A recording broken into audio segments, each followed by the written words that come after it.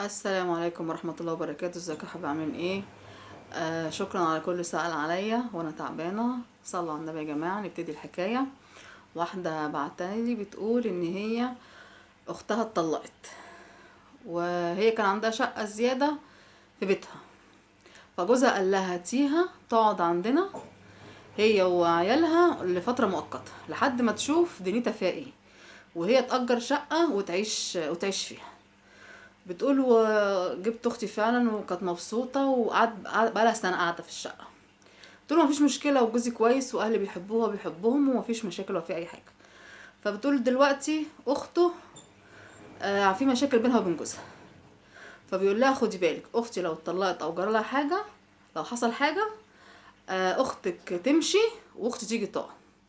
فبتقول له ازاي يعني انا اقول لها امشي؟ لا احنا متفقين ان هي جايه وضع مؤقت لحد ما تشوف دنيتها فيها ايه وتظبط دنيتها وتمشي.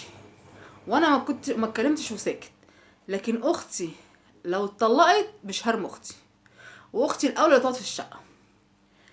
فبتقول له ايوه، طب انا اجيبها لها ازاي ولا اقول ازاي؟ يعني انت تطرد اختي عشان اختك؟ الله وانا مش هسيب اختي في الشارع، وكده كده انا قايلك من الاول ان هي هتقعد فتره مؤقته، واختك قالت انا هقعد لحد ما اظبط اموري وبعد كده امشي. وبقالها سنه وانا ما اتكلمتش، ولو ما كانتش اختي في مشاكل وهتطلق انا كنت سكت ما اتكلمتش. لكن انا بقول لك هو لو حصل في الامور امور واختي اتطلقت في المشاكل اللي هي فيها، اختي هتيجي تقعد في شقتي.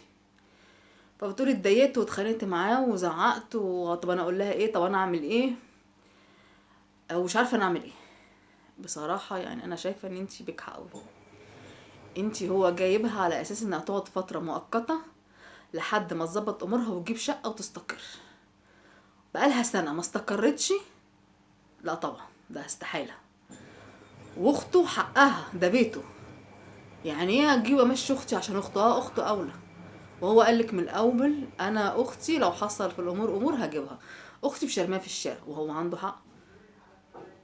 فهي بتقول فهي بتقول ان اخته الكبيره عندها شقه زياده، يا تاخدها فيه.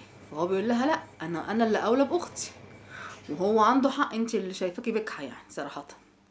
وهو اولى باخته، يعني يشيل اخته ولا اختك؟ لا اخته طبعا. وانت كده كده اختك كانت جايه مؤقتا. اختك اللي طولت دي بقى دي حاجه بتاعتكم انتوا، لكن هو مش غلطان وهو عنده حق. وانت المفروض تروحي تكلمي اختك وتقولي لها ظبطي امورك وشوفي دنيتك فيها ايه، عشان اخته هتتطلق وهتيجي تقعد في الشقه. بس ما فيهاش مشكله وما فيهاش اي حاجه، واخوك وجوزك مش غلطان ولا اي حاجه.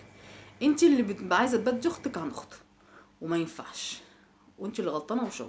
روحي كلمي اختك من دلوقتي عشان تتصرف وتشوف حل لموضوعها قبل ما يحطها قدام الواقع ويقول لها امشي، او تعملي مشاكل بينهم وبين بعض، وحليها انت مع اختك. وانتوا قلنا ايه رايكم في الكومنتات. والمره التانية شكرا على سؤالكم عليا، والسلام عليكم في فيديو جديد.